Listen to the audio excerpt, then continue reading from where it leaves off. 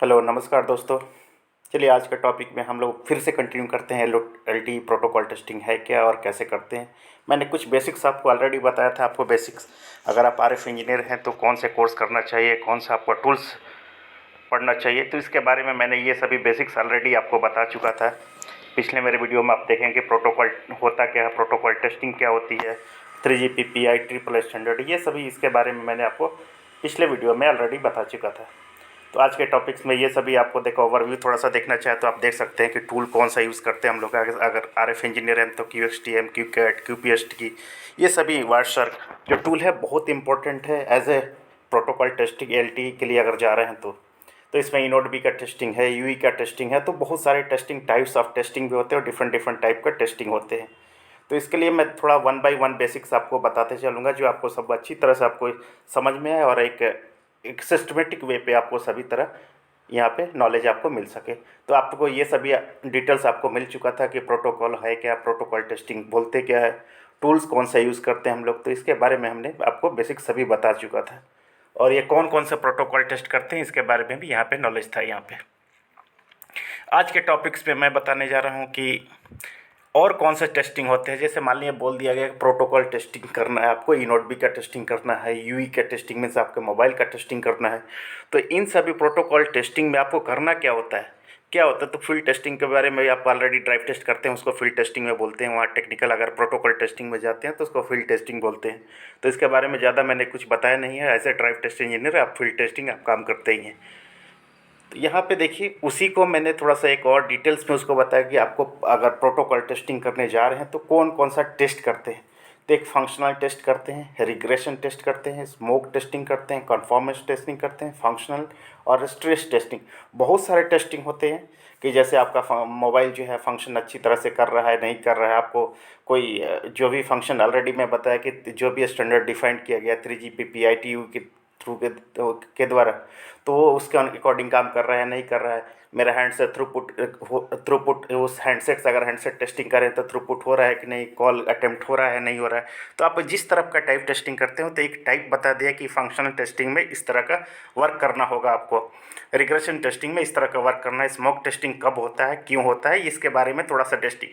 अगर आप टेक्निकली उसको जाएंगे तो एक डिफरेंट नेम होगा जिसे आपको आपको बता दिया जाए कि आपको इस फंक्शनल टेस्टिंग करना है। तो आपको एक आइडिया समझ में आना चाहिए कि फंक्शनल टेस्टिंग में हमें टेस्ट क्या करना होता है। रिग्रेशन टेस्टिंग आपको बोल दिया, अगर किसी कंपनी में जाते हैं आपको बोलता है कि रिग्रेशन टेस्टिंग आपको करना है, कोई बोलता है आपको कन्फर्मेंस टेस्टिंग कर रहे हैं, तो उसी ईवी हैंडसेट में टेस्टिंग कर रहे हैं, इनोड बी का टेस्टिंग कर रहे हैं, तो उसमें कौन सा टेस्ट हम लोग करेंगे उसको। तो इसके बारे में थोड़ा सा मैंने बेसिक्स बता दिया कि अगर कोई पूछे आपको फंक्शनल टेस्टिंग करना है, रिग्रेशन टेस्टिंग करना है, तो ये सभी आपको आइडिया मालूम होना चाहिए कि इनोड बी और ईवी टेस्टिंग में हम लोग इस तरह का टेस्ट को क्या क्या टेस्ट करते हैं उसमें। तो पहला मैंने बोला functional test. Okay, functional testing में होता है क्या, इसमें लिखा verification of different feature of functionality of a protocol to ensure that it is working as per the functional specification. इसका कहने का मतलब जो भी फंक्शनल स्पेसिफिकेशन दिया गया किसी भी चीज़ का, अगर हम मोबाइल का कर रहे हैं तो मोबाइल का, अगर हम इनोड भी या टेस्टिंग कर रहे हैं तो उसका, या किसी भी तरह का हैंडसेट क्वालकॉम चिप्स है या कोई भी हैंडसेट, कोई भी मैन्युफैक्चरर आपका मोबाइल डिवाइस बना रहा है, किसी भी तरह का इलेक्ट्रॉनिक डिवाइस है, अगर उसका फंक्शनल हम लोग टेस्ट करते हैं जो भी स्पेसिफिकेशन दिया गया है वो उस तरह के काम कर रहा है नहीं, या उस स्पेसिफिकेशन पे वर्क कर रहा है नहीं है, तो उसको हम लोग, जैसे आप अभी कोई मोबाइल परचेज करने जाते हैं तो उसमें लिखा रहता है आपका इस मोबाइल का स्पेसिफिकेशन क्या है, कौन सा बैंड सपोर्ट करता है, कौन सा कितनी इसकी चिप कौन सी है, मेमोरी कौन सी है, जो भी सब ये सभी फंक्शनल टेस्टिंग में आ जाती है। उसके बाद रिग्रेशन टेस्टिंग में होता है रिग्रेशन टेस्टिंग। इसमें क्या होता है कि जब भी हम लोग किसी सॉफ्टवेयर अपडेट करते हैं, अगर कोई किसी तरह का सॉफ्टवेयर मैंने अपडेट किया है, अगर उस सॉफ्टवेयर अपडेट करने के बाद जो भी मॉडिफिकेशन किया उसके बाद हम लोग नेक्स्ट फेज़ में एक टेस्टिंग करते हैं, तो उसमें ये देखते हैं रिग्रेशन टेस्टिंग है उसमें कोई नया न्यू बग्स तो नहीं आ गया, मीन्स कोई नया उसमें कुछ एरर तो नहीं आ गया, उसको टेस्ट करने के लिए हम लोग रिग्रेशन टेस्टिंग करते हैं। अगर आप किसी कंपनी में जा रहे हैं, आपको कोई बोल दिया कि ठीक है रिग्रेशन टेस्टिंग करना है आपको, तो इसका मतलब ये हो जाता है कि कोई इस हैंडसेट का, इस मोबाइल का ऑलरेडी इसमें कुछ मॉडिफिकेशन हुआ है या सॉफ्टवेयर अपग्रेड हुआ है या किसी भी तरह का मॉडिफिकेशन हुआ है, तो उसमें क्या करना है, उसको हमसे फिर से इसमें कोई बग्स तो नहीं मिल गया, कोई एरर तो नहीं मिल जाएगा, फिर मेरा वर्क आफ्टर सॉफ्टवेयर अपग्रेडेशन इसे वर्क अच्छी तरह से करेगा मोबाइल हैंडसेट या नहीं करेगा। तो इसके लिए हम लोग क्या करते हैं, रिग्रेशन टेस्टिंग को करते हैं। Correct, okay. तीसरा हो जाता है आपको स्मोक टेस्टिंग। स्मोक टेस्टिंग क्या है, इसमें क्या हो जाता है कि दिस दिस टाइप ऑफ, यहाँ पे देख सकते, this type of testing is done normally before build और release is accepted for the system testing to check whether it possible and reasonable to continue the testing process और not. इसमें क्या हो जाता है कि ये रिजनेबल है, जो भी हम लोग टेस्ट, ये जो भी हैंडसेट टेस्ट कर रहे हैं या कोई भी इक्विपमेंट अगर हम टेस्ट कर रहे हैं, तो ये पॉसिबल है या नहीं है, ये होता है बिफोर बिल्ड और release is accepted for the system testing के समय, to check whether it is possible and reasonable to continue the testing process और नॉट। ये टेस्टिंग प्रोसेस को हम आगे रिजनेबल, इसको रिजनेबल है कि नहीं, कि टेस्टिंग प्रोसेस को कंटिन्यू करने के लिए, इसके लिए हम लोग स्मोक टेस्टिंग बोलते हैं। लास्ट में कन्फर्मेंस टेस्टिंग आपको बता ही दिया। Conformance testing is checking the program complies with the standard protocol standard defined by organization like 3GPP IEEE। जो भी जिस तरह का स्टैंडर्ड दिया गया है प्रोटोकॉल्स, आपको उस प्रोटोकॉल के बिहेवियर के अकॉर्डिंग वो काम कर रहा है नहीं कर रहा है, उसको कन्फर्मेंस टेस्टिंग बोलते हैं। वेरिफिकेशन टेस्टिंग ऑलरेडी मैंने बता चुका आपको, verification of different feature of functionality of protocol to ensure that it is working as per the functional specific called a functional testing. Last में हो जाता है कि स्ट्रेस टेस्टिंग। इसमें क्या होता है, testing the feature of a protocol beyond the limit of normal operation और to understand the breaking point of the system. Means एक लिमिट तक, मान लिया एक नॉर्मल ऑपरेशन है, अगर किसी अगर RSRP की वैल्यू हमको चेक करना है कि ये मोबाइल मेरा RSRP कितने ऑपरेशन तक, ये कितने नॉर्मल कंडीशन में तो ठीक है, ये कॉल को एक्सेप्ट कर रहा है, एक थ्रेशोल्ड वैल्यू दे दी जाती है कि इस थ्रेशोल्ड वैल्यू के बाद में ये वर्क करेगा या नहीं करेगा। उसके लिए हम एक ब्रेकिंग पॉइंट बना लेते हैं। मीन्स किसी भी तरह का एक ब्रेकिंग पॉइंट किसी भी सिस्टम में, किसी भी इलेक्ट्रॉनिक डिवाइस के लिए as per our protocol, as जितना फीचर्स दिया गया, तो उस फीचर को ब्रेकिंग पॉइंट तक ले जाके, तो फीचर्स आपको ऑलरेडी पता है कि फीचर टेस्टिंग होता क्या है। तो यहाँ पे फीचर टेस्टिंग ऑलरेडी मैंने, अगर आप देखेंगे पिछला कहीं, तो मैंने फीचर टेस्टिंग आपको बताया था। अगर नहीं है तो ठीक है, मैं अब बता दूंगा आपको फीचर टेस्टिंग होता क्या है। तो उस फीचर टेस्टिंग को, फीचर आपको मालूम है कि किसी भी सिस्टम का एक फीचर होता है, उस फीचर को प्रोटोकॉल डिफाइंड बाई IEEE और 3GPP, testing the feature of protocol beyond the limit of normal operation और to understand the breaking point of the system. इस पॉइंट तक, ब्रेकिंग पॉइंट तक उस सिस्टम को टेस्ट किया जाता है, उस इक्विपमेंट को, उस डिवाइस को, या कोई भी चीज़ है उसको टेस्ट किया जाता है, मीन्स बियॉन्ड द लिमिट। तो इसको हम लोग स्ट्रेस टेस्टिंग बोलते हैं। तो ये कुछ ज़्यादा, ये टॉपिक तो कोई ज़्यादा वो नहीं है, इसको आपको बस समझ के रखना होगा कि इस तरह का टाइप का टेस्टिंग होता है। अगर कोई किसी तरह का बोलता है स्टैंडर्ड फंक्शनल टेस्टिंग, तो इसका मतलब आपको समझना होगा कि इसका कहने का मतलब क्या है, कि कौन सा टेस्ट हमको करने के लिए कोई बोल रहा है। तो इसी के लिए ये सभी टेस्ट मैंने आपको बता दिए। अभी आपको इस टेस्ट के अंदर, आपको मैंने बोला फंक्शनल टेस्टिंग है, रिग्रेशन टेस्टिंग है, उसमें कौन सा टेस्ट टूल टेस्ट करना है, कौन से टूल से टेस्ट करेंगे हम लोग, कौन सा पैरामीटर्स चेक करेंगे, वो हम लोग नेक्स्ट वीडियो में हम लोग 1 बाई 1 उसको स्टेप बाय स्टेप आपको बताते जाऊंगा। तो ये आप थोड़ा सा बेसिक समझते जाइए कि आपका प्रोटोकॉल टेस्टिंग मैंने बता दिया, प्रोटोकॉल होता है क्या, प्रोटोकॉल टेस्टिंग क्या होती है, उसमें टूल्स कौन से हम लोग यूज़ करते हैं, और ये मैंने ये टाइप्स ऑफ प्रोटोकॉल टेस्टिंग बता दिया कि इस तरह का टाइप ऑफ प्रोटोकॉल टेस्टिंग होता है। और इसके अंदर अभी क्या है उसके बारे में अभी बहुत कुछ हम लोग जानेंगे। अगर यूनोड भी टेस्टिंग करेंगे तो उसके लिए कुछ दूसरा टेस्टिंग करना होगा, यूवी टेस्टिंग करना होगा तो आपको डिफरेंट टाइप का टेस्टिंग करना होगा। लेकिन दोनों में आप जो भी टूल्स मैं बताया मैंने, QXDM, QCAT और जो भी एक्सकॉल, एक्सकैप, जो भी तरह का टेस्टिंग टूल बताया मैंने, ये सभी टेस्टिंग टूल, ये दोनों में यूवी टेस्टिंग में भी और यूनिट भी टेस्टिंग में, दोनों में भी इसको आप यूज़ कर सकते हैं। तो ये मैंने आपको बेसिक बताई। अब ये होता है कि इसका प्रोसेस क्या होता है, किस तरह से आप अगर कंपनी में जाते हैं, ये कंपनी किस तरह से काम करती है, उसका लाइफ साइकिल किस तरह से होता है। अगर आप प्रोटोकॉल टेस्टर हैं, अगर आपको बोला जाता है कि हाँ आपने प्रोटोकॉल टेस्टिंग करना है, तो आपको किस टेस्ट पे काम करना है, तो आपको काम करना होता है मैनुअल और ऑटोमेशन टेस्टिंग जो यहाँ पे होती है, या रिग्रेशन टेस्टिंग है, तो यहाँ पे मैक्सिमम आपको काम करना पड़ता है। तो बहुत सारे लोग हैं डिफरेंट स्टेज पे काम करते हैं। As a drive test engineer आप जा रहे हैं, RF इंजीनियर जा रहे हैं, तो आपको बहुत सारे देखने को मिलेंगे, हर डिफरेंट डिफरेंट डिफरेंट प्लेस पे मीन्स आपका, अगर मैं बोलूँ कि यहाँ लाइफ साइकिल मैंने यहाँ पे दिखाया है कि रिक्वायरमेंट एनालिसिस है, टेस्ट केस प्लानिंग है, टेस्ट केस डेवलपमेंट है, मैनुअल ऑटोमेशन टेस्टिंग है, रिग्रेशन टेस्टिंग है, टेस्ट क्लोजर है। तो इसमें आपको किस पे काम, कंपनी किस पे काम करने के देती है। अगर बोलती है कि आपको मैनुअल टेस्टिंग करना है, मीन्स आपको कोई, आपको दे दिया गया हैंडसेट दे दिया, आप जाके लॉग कलेक्ट करके लाइए, या आपके लैब में जाके उसको लॉग को कलेक्ट कर लीजिए। या ऑटोमेशन टेस्टिंग होता है कि ऑलरेडी एक स्क्रिप्ट बनाया गया है, आपको उसको क्लिक करें, ऑटोमेशन टेस्टिंग हो गया। तो बहुत सारे आपको रिग्रेशन टेस्टिंग क्या होता है, रिग्रेशन टेस्टिंग के बारे में मैंने ऑलरेडी बताया यहाँ पे।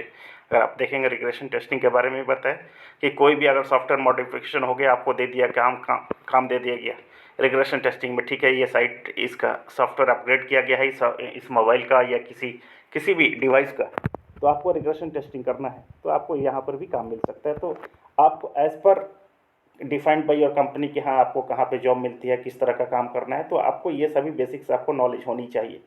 तो ये प्रोटोकॉल का लाइफ साइकिल है, टेस्टिंग लाइफ साइकिल होता है। इसमें रिक्वायरमेंट एनालिसिस करने का मतलब क्या है, मैं आपको वन बाई वन बताता हूँ। पहले रिक्वायरमेंट एनालिसिस, तब उसके बाद टेस्ट केस प्लानिंग, उसके बाद टेस्ट केस डेवलपमेंट, उसके manual automation testing, regression testing और टेस्ट क्लोजर। आपको ये मैंने ऑलरेडी बता चुका है।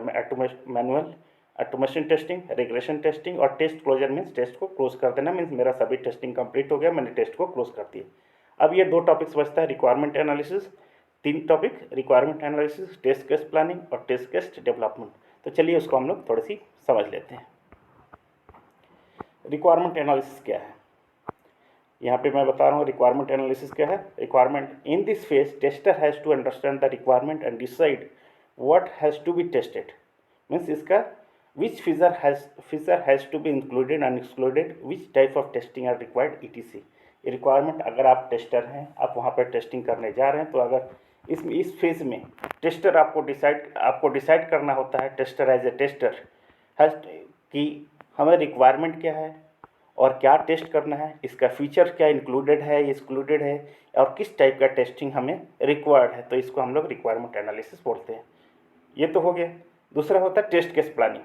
In this phase where a test strategy is developed, the test objective, scope, resource required, risk involvement, effort planning, etc are defined in this case stage। Means test case planning means किस तरह का हमको काम करना है, किस तरह सा रिस्क लेना है, नहीं लेना है, कौन सा रिस्क इन्वॉल्व है इसमें, इसका रिसोर्स रिक्वायरमेंट कितना है, स्कोप क्या है, टेस्ट ऑब्जेक्टिव क्या है इसका, मीन्स किसी तरह का प्लानिंग हम करते हैं। अगर एक टेस्ट करने जा रहे हैं तो उसकी प्लानिंग बहुत ज़्यादा इंपॉर्टेंट है, तो ये सर भी हमको टेस्ट केस प्लानिंग करते हैं। वहाँ पर भी सेम जैसे कोई भी अगर वर्क करना चाह रहे हैं तो हमको पहले तो रिक्वायरमेंट चाहिए हमको कि क्या करना है, हमें कौन सा डिसाइड करना है कौन सा टेस्ट करना है। किसी भी तरह काम करने जा रहे हैं तो इस तरह का टेस्ट आपको एनालिसिस करना होगा, टेस्ट केस प्लानिंग करना होता है। लास्ट में हमको टेस्ट केस डेवलपमेंट करना होता है। Once the objects and scope are decoded, tester can develop test case. To develop test case for protocol testing, tester should refer the standard document to understand the exact working of the protocol। आपको क्या हो गया, जैसे मैंने आपको हो गया कि हाँ मेरा सभी डिफाइंड हो गया कि हाँ हमें ये टेस्ट करना है, जो भी डेवलप करना है, कौन सा डेवलप करना है, क्या डेवलप करना है, ऑब्जेक्ट और स्कोप आपको डिसाइड हो गया, तब टेस्टर एक टेस्ट केस डेवलप करता है और उस टेस्ट को प्रोटोकॉल टेस्टर और टेस्टिंग इंजीनियर जो भी होते हैं वो सभी को एज पर स्टैंडर्ड जो भी एक फॉर्मेट दे दिया गया है, एक डॉक्यूमेंटेशन आपको दे दिया कि इसी को समझ के आपको उस प्रोटोकॉल को वर्क करना है। इसको हम लोग टेस्ट केस डेवलपमेंट बोलते हैं। तो ये आपका ये हो जाता है। तो आप टेक्निकल भाषा में जाएंगे तो आपको बोलेंगे कि टेस्ट केस आप प्लान कर दीजिए, कोई बोलेगा टेस्ट केस किधर है, टेस्ट का डेवलपमेंट आप डेवलप कर दो आप। तो एज ए फ्रेशर आप जा रहे हैं, या कुछ अगर आप RF इंजीनियर हो तो आपको ये सभी ऑलरेडी 4G में जा रहे हैं तो ये already test case planning already सभी चीज़ हो चुकी होती है। तो मैक्सिमम तो ज़्यादा इसमें आपको ज़्यादा ध्यान देने की ज़रूरत नहीं है, टेक्निकल जो भी है उस पर थोड़ा सा ध्यान देंगे। तो ये एक बेसिक्स आइडिया मैंने बताया कि ये होता क्या है, इसका टेस्ट केस क्या होता है, इसका लाइफ साइकिल क्या होता है, अगर कंपनी में जाते हैं तो किस तरह से आपको क्या क्या आपको टेक्निकल लैंग्वेज आपको सुनने को मिल सकता है। तो इसलिए ये सभी आपको ओवरव्यू आपको मैंने बताने की कोशिश की थी। पिछले वीडियो में मैंने बताया था कि आपको ये मैं टेक्निकल, अब इसके बाद मैं जाऊंगा कि कौन सा टॉपिक्स पढ़ना है हमको। अगर मैं RF इंजीनियर हूं तो कौन कौन सा टॉपिक्स मेरे लिए इम्पोर्टेंट है, क्या मैं पढ़ूं कि जैसे मैं प्रोटोकॉल टेस्टिंग में एंट्री कर सकता हूं उसके लिए। तो आपका फर्स्ट बेसिक है कि आपको ये QXDM, क्यूकैट QPST, वायरशार्क, इसके बारे में बेसिक नॉलेज तो आपको होना चाहिए कि QSDM क्या है। कुछ नहीं है, अगर आप ड्राइव टेस्ट इंजीनियरिंग कर रहे होंगे तो आपको टेम्स आपने कर रहा होगा, नेमो का यूज़ कर रहे हो आप, तो सेम उसी तरह QXDM है। एक उसको फील्ड से जाकर लॉग डेटा कलेक्ट कर सकते हैं, या नहीं तो आपको ऑफिस में एक इन्वायरमेंट क्रिएट करिए, उसी इन्वायरमेंट से, उसी लैब से आपको लॉग फाइल क्रिएट करके और लॉग फाइल कलेक्ट करना होता है। तो इसके बारे में मैं आपको लास्ट में ये सभी बताऊंगा कि QSDM किस तरह से होता है, क्यूकैट कैसे हम लोग यूज़ करते हैं, वायरशार्क में लॉग एनालिसिस किस तरह से हम लोग करते हैं, उसको रीड कैसे करते हैं। तो ये सभी डिस्कशन हम लोग बाद में करेंगे। इसके पहले हम लोग LTE के बारे में डिस्कस कर लेंगे। तो नेक्स्ट वीडियो में मैं बताऊंगा आपको कि टॉपिक्स कौन सी पढ़नी है। अगर 4G के टॉपिक्स कौन कौन से आपके बहुत सारे इंपॉर्टेंट है जो टॉपिक्स है, तो उसके बारे में मैं आपको नेक्स्ट वीडियो में ज़रूर बताऊंगा।